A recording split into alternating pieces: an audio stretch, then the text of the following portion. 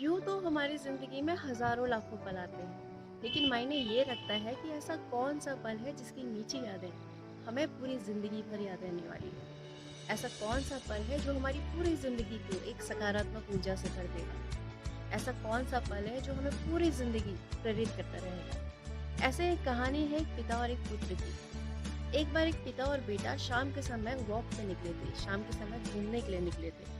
तो आपस में बहुत अच्छी बॉन्डिंग शेयर कर रहे थे, बिल्कुल दोस्तों वाली। तो बहुत सारी बातें कर रहे थे, हँस रहे थे, खेल रहे थे।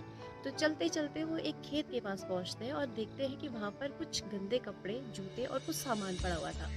तो बेटा अपने पिता से कहता है कि पिताजी ये किसके कपड़े हैं? तो पिता कहता है कि शायद सामने वाले खेत में कुछ मज़दूर काम कर रहे हैं, ये उनमें से किसी एक के होंगे।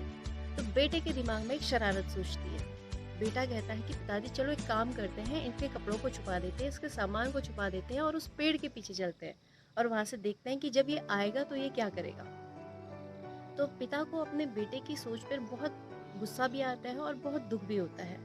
वो सोचता है कि मेरा बेटा ऐसे कैसे सोच सकता है। तो कुछ देर सोचने के बाद वो अपने बेटे से कहता है कि हम एक काम करते हैं कि हम इसकी जेब में कुछ रुपए और कुछ सिक्के डाल देते हैं और अगर तुम्हारे पास कुछ टॉफ़ी या कुछ चीज़ें हैं तो तुम भी उसके पास रख दो। फिर हम उस पेड़ के पीछे जाते हैं और देखते हैं कि अब ये क्या करेगा। तो बेटा तैयार हो जाता है।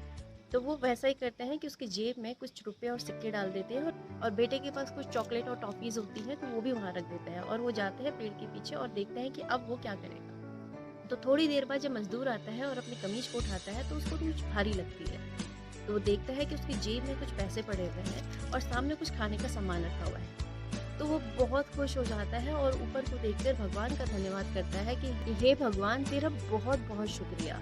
आज दिन भर मैं यही सोच के परेशान था कि शाम के समय मैं अपनी पत्नी के लिए दवाई का इंतज़ाम कैसे करूँगा, अपने बच्चों के लिए खाने का इंतज़ाम कैसे करूँगा। आपने किसी व्यक्ति को मेरी मदद के लिए यहाँ पर भेज दिया और आपका बहुत-बहुत धन्यवाद है। पिता और पुत्र ये सब देख रहे होते हैं और ये देखकर बेटे की आँखों में आँसू आ जाते हैं। वो अपने पिता से कहता है कि पिताजी आपने आज मुझे बहुत बड़ी सीख दी है। अगर हम उसके कपड़ों को छुपा देते तो शायद हम उस पल के लिए खुश होते। लेकिन हमने उसकी मदद करके ऐसा काम किया है कि जो मुझे अब पूरी ज़िंदगी भर याद रहने वाला है। ऐसे कई मौके हमारी ज़िंदगी में भी आते हैं, लेकिन निर्भर ये करता है कि हम उन पलों को वहीं पर उसी समय के लिए छोड़ देते हैं या फिर उन पलों की मीठी यादों को अपनी पूरी ज़िंदगी सँजो कर रखते हैं।